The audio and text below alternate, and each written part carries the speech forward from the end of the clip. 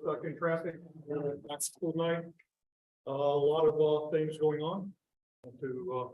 And they many of us on the team are coming out of the schools and getting here. It's day 9. They're all volunteers. And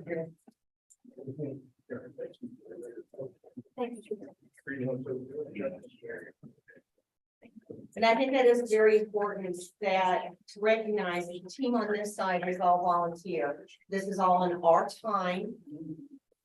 And we are here. We are not paid to be here. We are not, this isn't our job description, but we are here with the best interest of all of our colleagues. I passed out today as you were coming in, and I have some more here for other people to come in.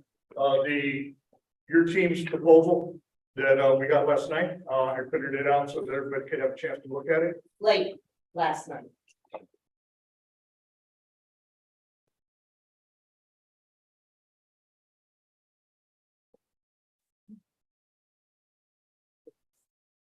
Yeah, I know. So if you'd like to take a few minutes to look at it. In fact, would you like to go ahead and go over it? So that was, good afternoon and thank you for hosting us here tonight. So that was the proposal that we verbally proposed to you last week. You had asked for it to be put into writing, and so that's what I did. And yes, I did apologize in my email that it was late last night. I was also working until late last night as well. Again, I wanted to make sure that that was stated out there as well. So I believe today, as we continue to talk about salaries and healthcare, it is back on your side to present us with a counter. Do y'all want to walk through your counter from last week again, or? No, no, it wasn't a counter. It was a counter that we presented verbally last week. Right. And so we just captured it in writing as requested, and we sent that to you. So today we were expecting a counter from you. Yeah, we've got that. So the district's counter from last week, just to recap, was an average of 2.5 salary increase to all employees in the instructional bargaining unit versus the PCTA unit. The board also has offered to pay or counter to pay 80% of the total increase in healthcare premiums. As we discussed last week, our PCTA contract is what splits the health insurance premium coverage, 80% of to the board, and then 20% to the employee and or their family, depending on their plan. We have not seen increases for the last 3 years, but this is proposing 80-20 split of the health insurance premium increase. And there's also part of this counter is increasing academic, athletic, and fine arts supplements by that same 2.5%, raising the minimum supplement to $300, 2 flex options per school. And with the addition of middle school cross country and elementary music supplements, that total, the district value is at 261,000. Just for those of you who are at home, don't have the sheet.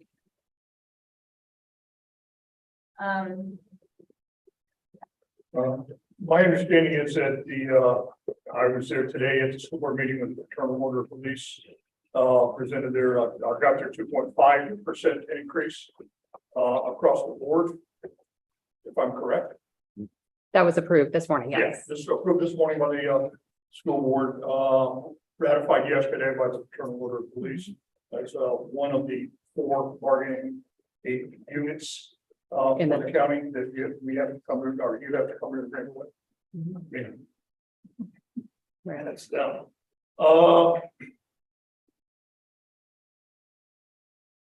The 7.3 that we asked for at the beginning was based on the consumer price index for the area, And we understand that it was a lot of money. It was a 7.3% minimum.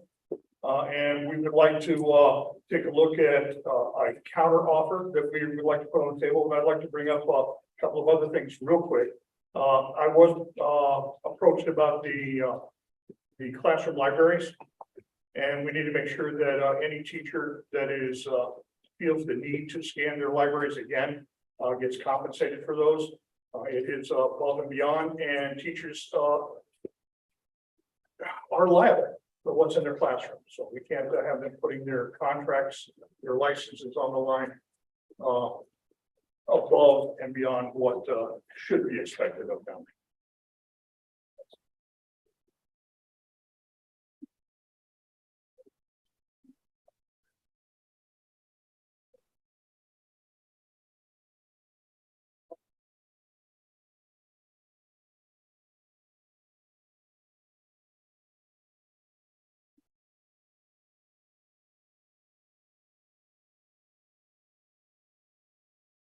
This here. Yes, please.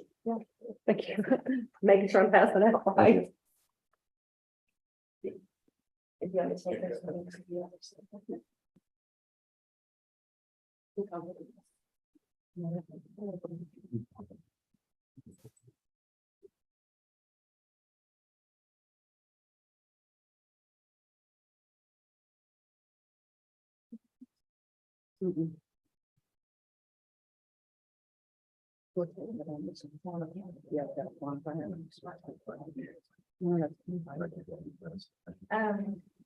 So as you can see, our counter to your counter from last week was again 7.3%, but this time on average, that's using a similar method of calculation that we've used in the last couple of years. Though, and I think we should discuss in a moment, there have been some changes to the statute that I think afford us some flexibility. But so instead of looking at 7.3% increase as a minimum, we looked at 7.3 as an average. To break that down by using the performance pay sort of ratios that we have worked with in the past and have been previously required by, or with some changes still required under state law. This would be an increase of $4,191.33 to all salaries on what we would like and think is appropriate to start calling our legacy salary schedule. Previously, one of our proposals has been to move to the legacy term previously, and in state statute is referred to as grandfather, but of course we need to acknowledge that there are major historical problems with that term, and so we'd like to move towards calling it legacy. And I understand that was pretty well received by the school board this morning. I think I wasn't there. There was a conversation this morning with the school board about the term of use veteran. Right. And as a veteran and a veteran teacher, I understand the confusion because quite often people go, I want to talk to a veteran teacher. I'm like, okay, well, wait a minute. I'm a veteran and I'm a veteran teacher. Which one do you want to speak with? And that gets confusing. And grandfather is historically racist as a term. And we would like to get away from that. When I proposed the idea to the school board this morning at the beginning of my 3 minutes, I just said, we're starting to refer to it as the legacy scale. It seemed to be getting, it got some favorable response from the members of the school board. And I hope we can move away from that phrase, grandfather, and the confusion of the veteran. So we further propose calling the performance salary scale the annual salary scale, because in truth, everyone who's on the annual salary scale is on annual contract under state law. And in fact, everyone on either scale, whether it is the legacy scale or what we've been calling performance, is still evaluated on performance every year. And it has employment consequences depending on that performance. And so we think it's important to call it more accurately what it is. So what we propose is $4,191.33 to all salaries on the legacy schedule. We'd like to see a $5,239.17 increase to all teachers rated highly effective last year. Those on the annual salary schedule or salary scale rather, they work slightly differently. we would like to see a $3,929.38 increase to all teachers on the annual salary scale rated effective for last year, 22-23, and $1,964.69 increase to all remaining teachers on the annual scale. So that would account for the 7.3% average increase. Again, aligning if not perfectly, then certainly more, I think more correctly with the consumer price index inflation rate year over year that is specific to Pinellas County and the rest of the Tampa Bay area. We would also like to continue with what we've been able to accomplish in the last 2 years with actually 3, no increases to health insurance premiums for employees in the instructional bargaining unit. The average increase proposal or the proposal for the health insurance increase has been approximately 4.6% increase, and that would affect different plans in different ways. Of course, everyone pays different premiums, but we think that it is manageable and the correct thing to do to find a way to cover an additional year of those health insurance premiums at no additional cost to the employee or their families. And we would also like to return to, with further discussion, continued negotiation of additional compensation and contractual points mutually agreed. We had a long discussion last week about and disagreement really over the appropriateness of addressing some of what we have proposed as the reopeners in this money year. Of course, those are by agreement only, but we have yet to come to agreement on any kind of justification for not addressing these issues that what we like to call equity proposals that go a long way towards improving working conditions, and many of them don't carry with them a dollar value. So I think our employees want to better understand the district's motivation for valuing not just their, not valuing just in salary, but in equity. So I think that covers our proposal. If I think everybody's received a copy of it as well. So I think we have a, thank you. And I believe one thing I am missing, and I know we're using percentages, 7.3. But do you have it costed out? Oh, okay. CFO has it costed out. Thank you. Or do we want to talk first? Okay. I was gonna ask if she had it. Did you have it costed out for a dollar amount though before we go? Yes, I had it costed to, if we had an increase. And this is where I think that we need to, I have some questions about your interpretation of state, if we're interpreting new state law in the same way. But I had, my cost out was approximately 31 million. Okay. 31.5, more or less, with fringe, an additional, rather not an additional, but a total of 31 million. Okay, well, There are some differences I think that there is some retooling that can happen there if we consider any proposals to increase the base. But that's approximately what that's what I wanted to find out from you. Okay, okay. All right, we're gonna caucus it. Please. Sure. And I'm sorry that there's the conditions in this room, we don't have a lot of seats back there. We moved some chairs back there. We're just doing a lot of we have these our PCTA Okay. Membership gifts that are That's okay. We'll figure it out. We'll get a chair if we need it. Thank Sure. you. Brian, do you mind? Thank you. Mute and turn off audio.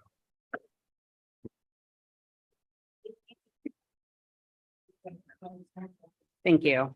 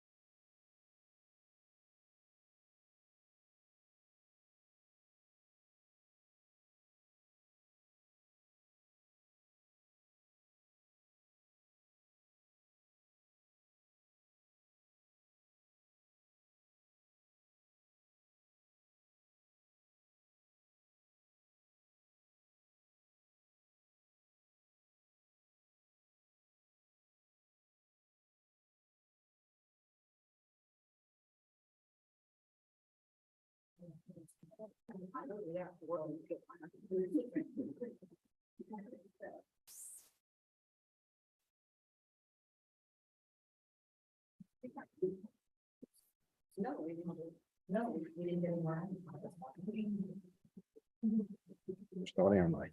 Hmm? You're starting on mic. Very confused. I am too.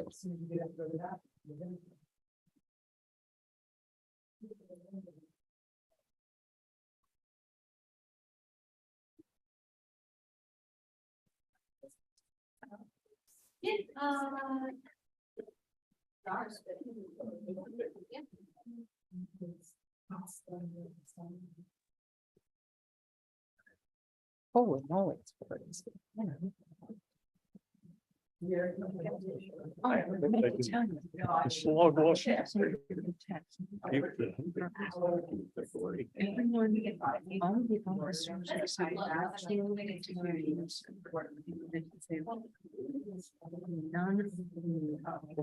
None of the comm center people, they all.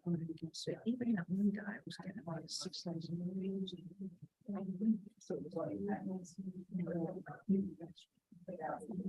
What do you? Well, I'm gonna start off.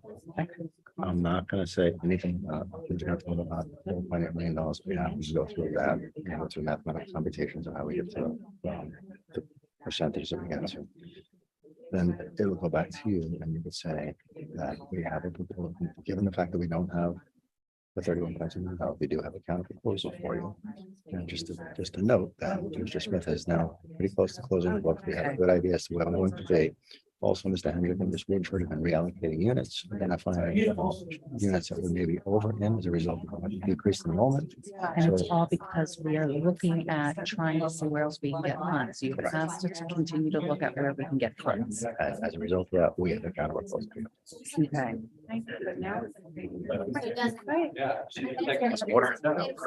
I've got.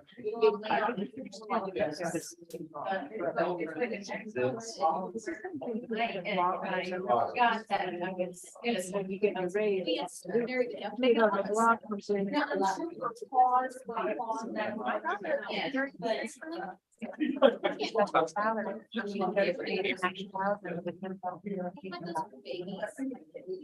What did she do? Oh, wow. She's making like- It's so weird. It seems counterintuitive, but it's. It's, I'm sorry, it's like a wonder too for babies, but it goes on the next. And there's just snappies. Suffering a little while. I gotta be eating at my 14-year-old.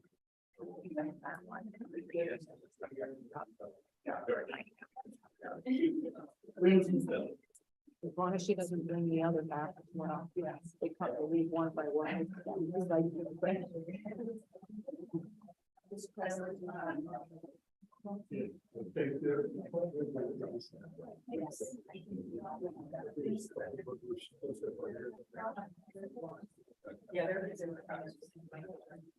We don't have to wait. We don't have to wait. All right, everybody at home, everybody here, welcome back in. Sorry, that's part of the caucus, rules that we have to, follow. I would like to take a few minutes to, acknowledge the, 15 or so people that made it into the meeting here at the PCTA building today. Reminder that we'll be here next week also. Unless we come to an agreement. That'd be great. We might, but we're scheduled to be here next week also at 4 o'clock. Those of you at home that are, chiming in, that are weighing in, online, appreciate you, being here today. Technology is a wonderful thing. I remember back in the, when I first started in the bargaining meetings, we would have lots of people watching. See, we would have, lots of people come in. I remember that's how I got exposed to bargaining meetings, so. Bargaining process, was sitting in the chair in the gallery, just watching what was going on. So this is for those of you that are here, wonderful learning opportunity. Some of you are young to be taking our place, hopefully sooner rather than later. Please, anyway, we're all back. It looks like everybody's back in the room now. That's it. Okay, thank you very much for giving us some time to review and do some calculations ourselves, and I think Mr. Smith is Yes. going to start off with just addressing the numbers. Yeah, so we did validate your calculations and they're pretty close. So within a couple of $100,000 of each other, about $31.2 million is what we came up with. You're about 31.5. With fringe, of course, it'd be about $38 million. So we kind of agree on that. Just to take us back a couple of weeks though, when we first met, and I talked about what we had available funding this year. Remember, I talked about a figure of about $13 million. So we're still a bit of a distance apart. We're closer than we were a couple of weeks ago. Because a couple of weeks ago, you mentioned a dollar amount of about $54 million. So we're down a little bit from that, and that's a good thing. But I just want to revisit the mathematics of the percentages that we're talking about just for a moment. Mr. Bryant and I had a conversation on, I think that was Friday, right? It was. And it was a good conversation. I appreciate you coming in. We spent about an hour together and we talked about the district finances and I gave him a bit of an overview. And one of the things we talked about is the calculation of the percentages that we were using. And we had a little bit of a disparity in percentages at the original number that was proposed a couple of weeks ago. And I just want to go over for the benefit of the group how I calculate what the percentage is. So the salaries for this group total about $349 million. So if I look at the original 54 million that we talked about a couple of weeks ago, a very simple mathematical calculation is take the $54 million and divide that by 349 million. So once again, take the 54 million, divide that by $349 million, and that'll yield you a percentage. And in that case, the percentage would be about 15.5%, not the 7.3% that we talked about a couple of weeks ago. Today, you came back with 31.2, which again is much closer to what we have available than we were a few weeks ago. Taking the same calculation of $349 million and dividing, take the 31.2 million, divide that by the $349 million, that actually comes out to closer to 9%. It's actually an 8.9% salary increase, not a 7.3. 7.3 would be closer to about a $25 million increase based upon that same mathematical computation. So I just wanted to point that out. We appreciate your movement towards us. Again, 13 million is what we have, but I think Paula has some comments she wants to make as well. Yeah.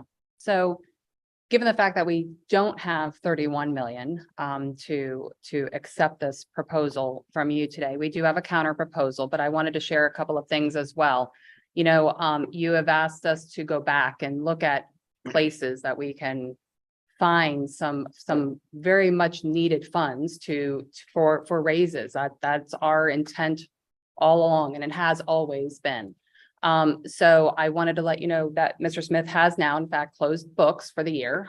It's a process that goes through. So he has closed the books. It's closed well. There are always some lingering expenses that I know he will continue to work on. We also have been in the process of reallocating units to match, as you know, our enrollment district-wide is continuing to go down. And so we have reallocated units with the intent to hopefully free up some dollars for state salaries and raises in our salaries. So we do have a counter that we would like to, share with you this evening. And so I think Dina has those, so she will get those passed out to you all.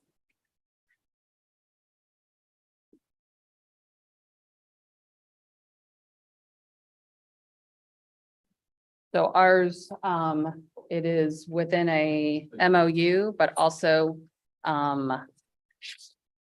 the salary grid that we've used for the last, I would say probably at least, I've been here 7 years. So 7 years, yeah. 6 or 7 years. So it looks a little different than yours, but that's no problem. And we'll let you go ahead and look at that. And if you need a caucus as well, or ask us any questions, you can go ahead and do so.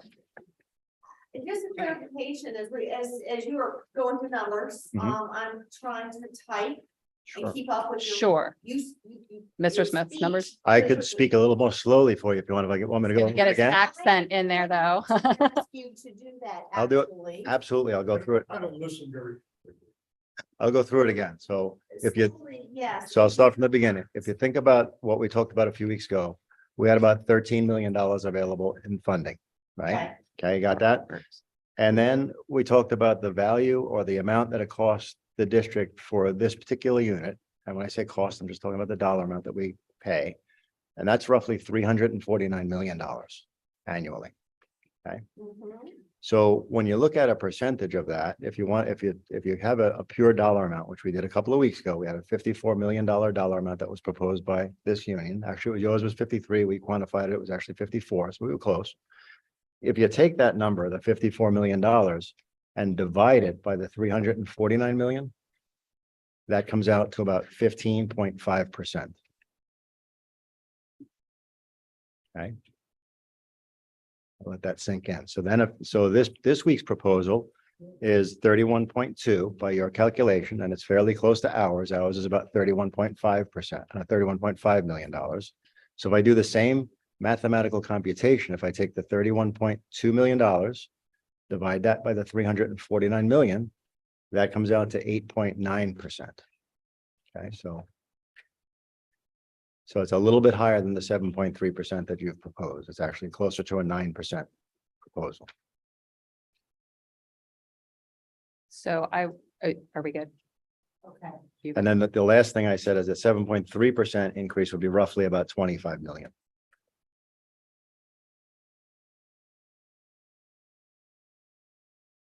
So we have come back with a 3.5%, and I do apologize, I'll speak for everyone who might not have it in front of them. A 3.5%, so increase where we do have our increases listed for our grandfathered amount, which is just under 1,600.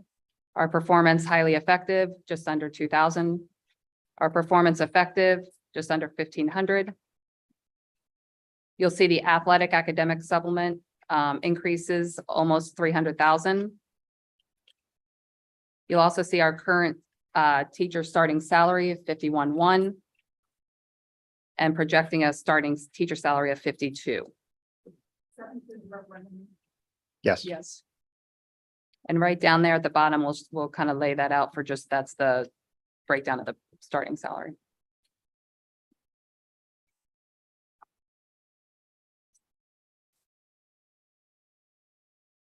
Again- It sometimes gets a little bit cumbersome to have to take the amount, minus out the referendum. Will there ever come a time where the referendum is not included, that it's? Unless I miss. So, Well, it well, will always be included because I mean, obviously but that's a, it not, because my salary actually looks a little bit like fake because that referendum money's already. well, it's part of included. yours, right? but it's You know, still will there part of ever the salary. come a time when that's We- not?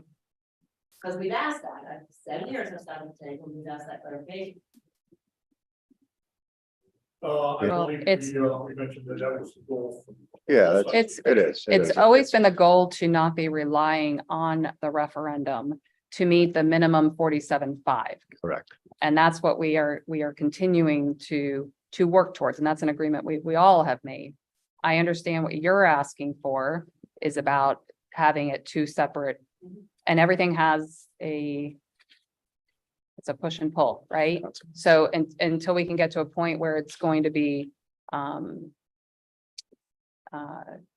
doable for all levels, and we have so many levels, right? We've got on the grandfathered 36, 37 years of experience and so forth. So it's something that we continue to work on. It's and I think that's something that we all do want to move towards. But it is, and hopefully always will be part of the salary. I mean, that was the Absolutely. intent of the voters, right? The voters Yep. gave us that money Oh, yeah. to increase teachers' salaries, Salary. and that's exactly what But we how use it it's for. laid out here, because I'm looking at the bottom thing here and it's saying the base salary. Is that with the 50,568? That's the base salary of the new hire? That's the base salary, including referendum. Okay, And the so- referendum- But that's really, The referendum increase, the $594, it's increasing this year as a result of the increase in so it's tax. really a base salary of like 45,000. Correct. Right. Right, Right. And that's Right. what we're asking. Yeah. for. absolutely. So our goal is, Yeah. our goal is and has been to continue to increase the salary so that, you know, it's far and above that 47.5. One of our challenges, though, I talked to Lee the other day and I pointed out a statistic to him of the required local effort and what that's been lately.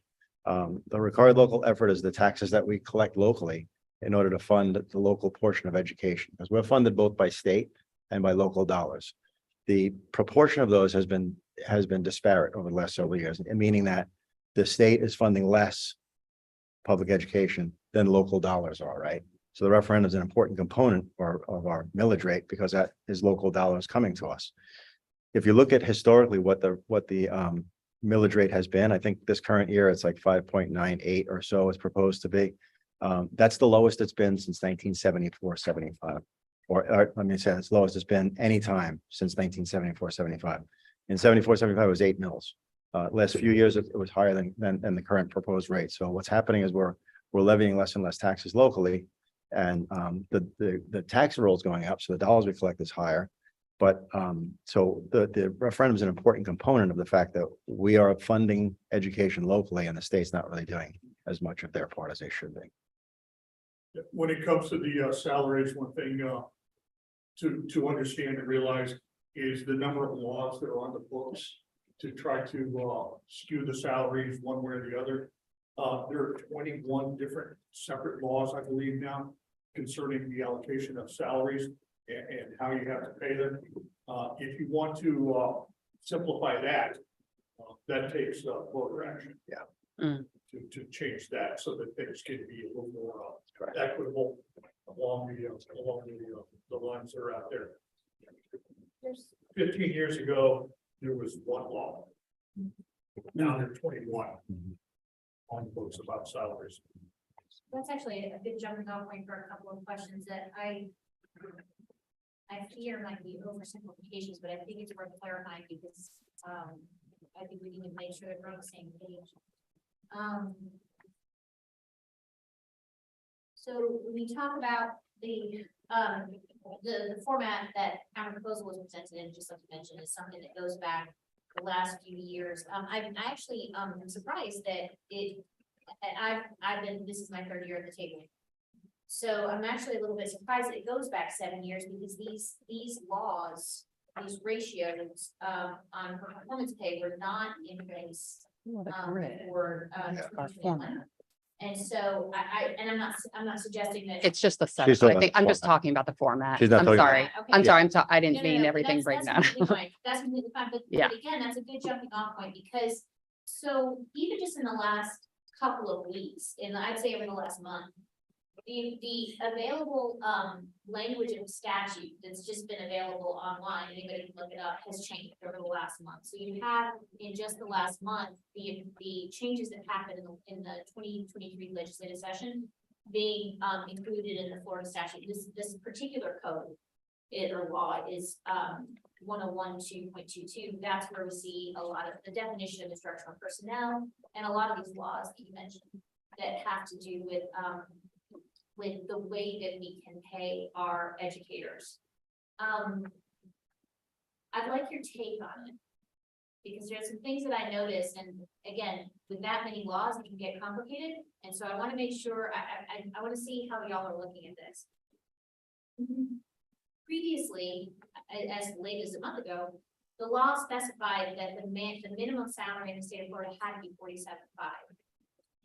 To my knowledge, and unless it was simply moved somewhere else in the statute, sometimes you can see that it can be incorporated by reference to another part of the statute. It no longer reads 47.5 as the minimum. Is that your take?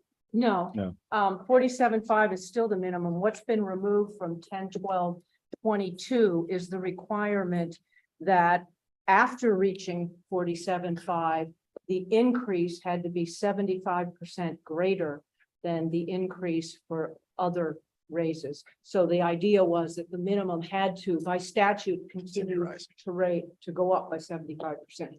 That section was removed. I think it was House Bill 5101, amended 10/12/22. So that's gone, but the 47.5 is still a statutory requirement. And as you pointed out, we agree with the whole issue with the referendum. Without the referendum, we would not be at 47.5.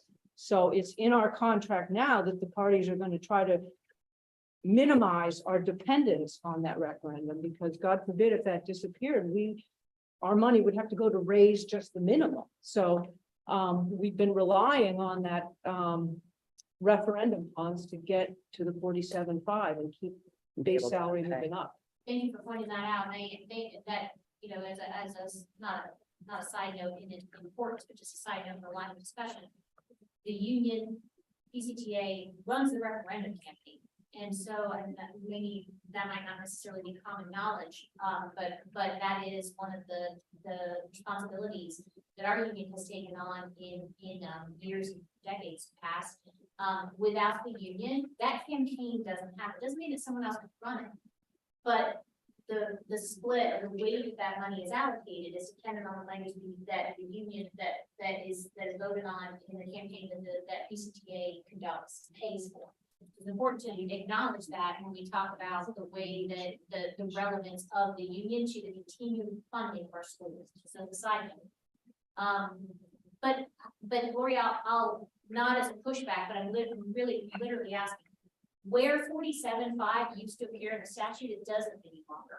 I'll send you where it Thank you. appears, yeah. So I wonder, so it's possible that it's, like I said, it's been moved around. But I do think that the way that it's been moved could have an impact on it's possible that it could have an impact on our responsibility to meet that minimum. So that's why we're gonna bring that up. Secondly,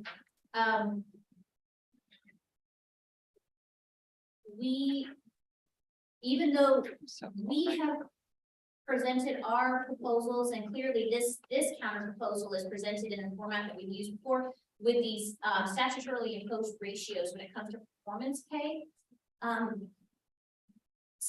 Previously, there was some requirement to meet the minimum before you could then put these ratios into play. And now, like you said, that particular part of it is no longer there. So I do wonder if your contention, or if your view of it is that we must, not just prefer, but must follow these ratios for total salary or total compensation.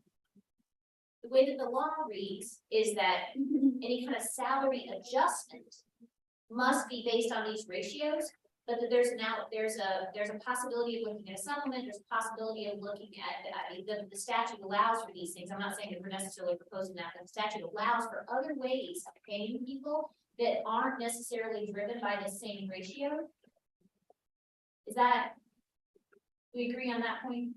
No, the ratio ratio- still requires that raises on the performance salary schedule be 25% greater than on other schedules. For highly effective. For highly, yes, for highly effective. So our legacy schedule, the performance pay part of the statute, the legacy, the payment or the increase on the legacy schedule has to be in, or the highly payment on the what we're calling the annual scale. Any payment to highly effective must be 25% greater than any payment on the legacy schedule. And then that sets in motion other requirements as far as the ratio of effective, and a payment for effective performance, or a COLA. All of these things are, I understand that there's like different strings that are pulled and they're all related. But is your view of this, that this system, this ratio, this system of calculation is the way that we must look at increases, compensation increases? Yes, Personal. for salaries.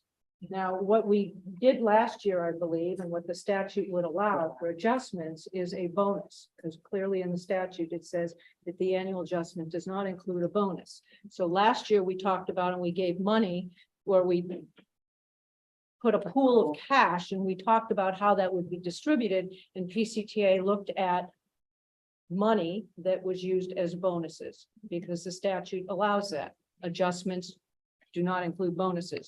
Similarly, it allows for, and you can see this in this proposal, similarly, it allows for supplements. And so supplements are slightly different from bonuses, but under statutory language, they do count for calculation, like retirement calculation, but they are not considered recurring.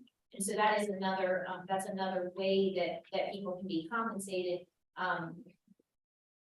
that isn't subject to these same calculations, with the exception of what they, after clarification, after the initial year in statute, they clarified it to that that freedom excludes any kind of longevity. The statute didn't clarify that. We realize other districts have taken that position and we realize that people could interpret it that way.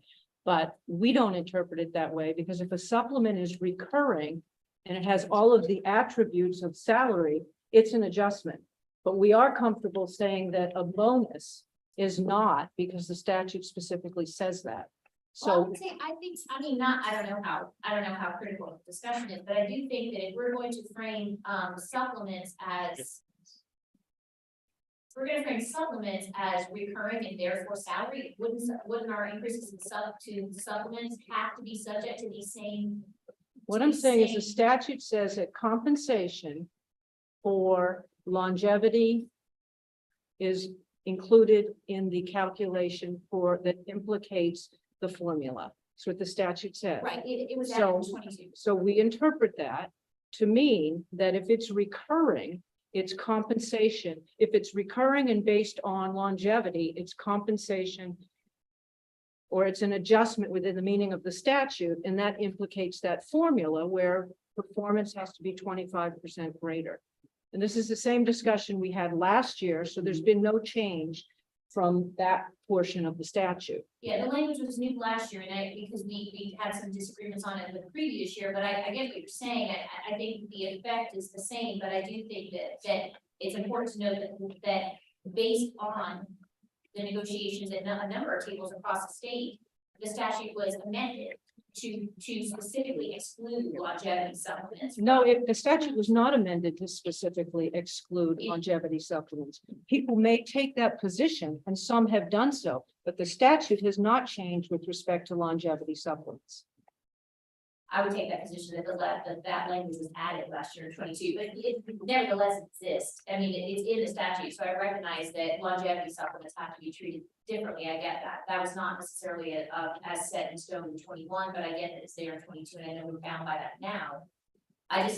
What I wanted to clarify was because there have been changes to all of these myriad of strings that are being pulled around actual compensation adjustments or salary adjustments. I wanted to make sure that I understood that the district's position on that is that we are bound by this same, the same calculation, method of calculation. Okay. Thank you. So if we can get back to the 3.5% equates to 12 million, 12.2, correct? Correct. Okay. And I think Mr. Smith can explain again how the books closed and why 12.2 is a stretch, but it's something he's comfortable with. Because even though it's 12.2, that doesn't include fringe. So if you put fringe on top of that, fringe is about 21.22%. That's actually about 15 million, 14.5 million.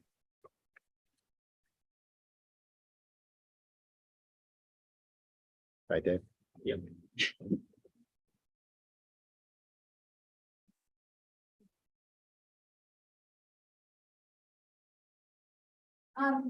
So there's an indication, I know this, for those of you that are watching at home, and thank you for joining us, but there is, I don't need to remember to talk about something that you can't see. But there's a small column that delineates that each of these payments, whether it's for the payment on the legacy schedule or highly effective or COLA on the what we're calling the annual scale, that each of those payments is in addition to the referendum. Correct. Correct. That's a true statement. So is that 3.5, which you said the projected increase would be about 12.2 million, with fringe about 14.5 million, I think is what you said? Correct. Is that inclusive of the referendum? Is the 12 million included that? Is that your question? Yeah. Yes, like the 3.5 average increase, is that inclusive of the referendum? 3.5%. The projected increase. You mean inclusive of that $594 down below? Is the No, twelve? I know that that's a referendum. referendum increase. I'm asking This if the is 3.5%. in addition to the referendum. It's in That amounts to 12.2 million. It's Is that in, inclusive it's of- in addition to the referendum, In addition. in addition to the Okay. referendum. So what you're suggesting then is that, or what if I'm understanding correctly, is that that projected increase would actually be with the referendum higher than 3.5% on average. That is a true statement. Is that correct? Yes. Do you know how much? I can give you a quick calculation. If you took an average salary of, say, let's take $65,000. The average salary for the unit is 57,000. All right, so let's take, that makes it better. Oops. 57,000, you said? 57, 415, or 416. That would be about a 1.03% increase.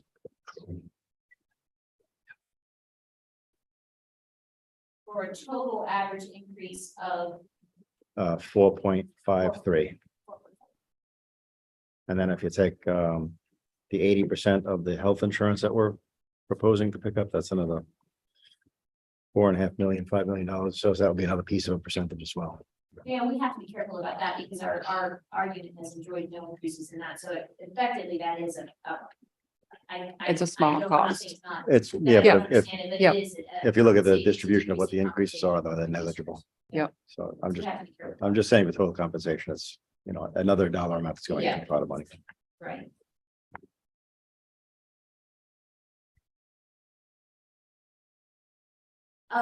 Another question of clarification, sorry,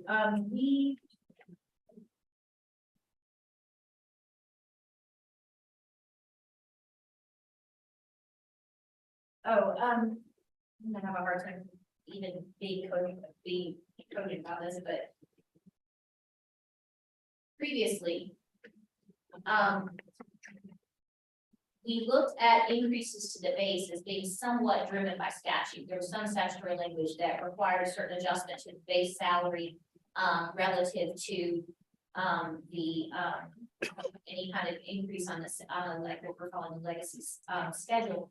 If we could just, can I ask a favor? Sure. I'm okay with you using legacy, but could we use just until, I mean, there's been no agreement that we're gonna use that. So could we use both terms? Because I think with the way that we're working, we've got to recognize both terms right now until any agreement has come upon. So Yeah, I if you can could, understand that. please. I do. If you could, hesitate to please. use it, even if it's something that we commonly use. I mean, I think if a term. Well, it is what it is currently. It has not been changed. So I just It would, is, I but would- it is, and I get where you're, for clarity. I'm just I asking for, understand it. Yeah, courtesy Which of is why that. I keep trying to Thank say, which is why I keep trying to say what we are calling, because that's not just, it's not just an outdated term, it's racist. So we're trying to really like just get away from it, but I understand what you're saying. Can I'm you not saying- explain that? Could you explain that? Why Taylor? is Sure. grandfathered racist? So- It's just a statutory Would term. you like to explain your more recent day in the classroom? The term grandfather comes from the right to vote laws that were enacted after the Civil War, where in many places they would only allow you to register to vote or participate in the society if your grandfather had been allowed to. And that was a way to keep African Americans from being able to participate in the term grandfather. Is that related to the grandfather clause? Back years ago? Correct. And so it's not to say that using it in modern time has had, that anybody has meant to use it in a racist way, but the history of it is really, you can't extract it from that. And so that's why we looked at other districts and other, I think, other ways of referring to the general term grandfather and came upon legacy, and that seems very appropriate. So just to be clear, the reason we have all used the term grandfathered is because that's the language, in it's the statute. definition of the Well, statute. Well, So, we yeah. want to make sure everybody, you're making sure that we want to make sure. No, We that's- don't. no, that is not to suggest that We're anyone, trying to change the we're trying term. to do better, right? If you know better, you do better. And now we, Yeah. exactly, and we Okay. know now that just because something is in court statute certainly doesn't mean that we can't do better, and that's becoming Okay. clearer every day. Thank you. Just, So the reason I asked that is because previously in statute, there was some requirement to increase the base in proportion to any kind of increase to, again, what we're calling the legacy or previously referred to as, or what we previously referred to as grandfather, schedule. I don't think that requirement is still, if it is still in statute, I do think it doesn't apply to us because even though the minimum doesn't appear in statute in the same place that it previously did, maybe it's incorporated by reference somewhere else. In short, is your contention that the base salary has to increase by any kind of set ratio to any other increase to any other scale? Or is that simply and I'm not saying that that's necessarily a bad thing, but is it just the desire of the district to increase the salary base, the base salary? So the requirement that the base goes up by 75%, even after you've reached the 47.5, was removed last year. So no, but it is the desire of the district to remain competitive with other districts and also to raise the base salary so that we have less reliance on the referendum funds, because the requirement that the base salary be 47.5 still exists. And if we took out the 6,000 amount, whatever that is, 6,600, I don't recall exactly what the referendum amount, we're below the statutory minimum of 47.5. So that's why we do want to continue raising the minimum to be competitive and also to reduce reliance on the referendum funds. Sure, and those are totally valid goals, and we agree on them, but we also think it's important that we do that in a way that avoids further compression of either scale, or either schedule.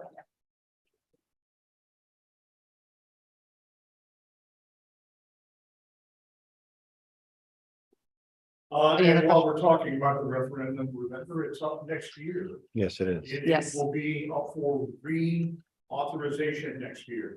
And your PCTA leads the way in trying to make sure that that gets passed. So if you're not in the PCTA, you can think about that. Just, I can say that here.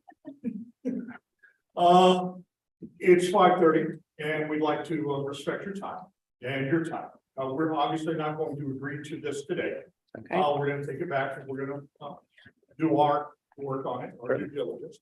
We are set to meet here again next week at the same time, 4 o'clock here at the PCTA building. We have about 20 people observers in the room today. I'd like to see that 40 or 50 people. I would like you to make sure that people at home, that you're contacting other people, to say tune in, watch us on the live stream. Thank you, Mike. Contact your Thank people you. and make sure that everybody is paying attention. Thank you for your time. Thank you. Thank you. Thank you. Good night. Thank you. Sure. Thank you. Thank for your you. time. Everybody be careful on the way home. Everybody wants to be here next week. Happy and healthy. Brian, thank you. I appreciate it. No, you're good.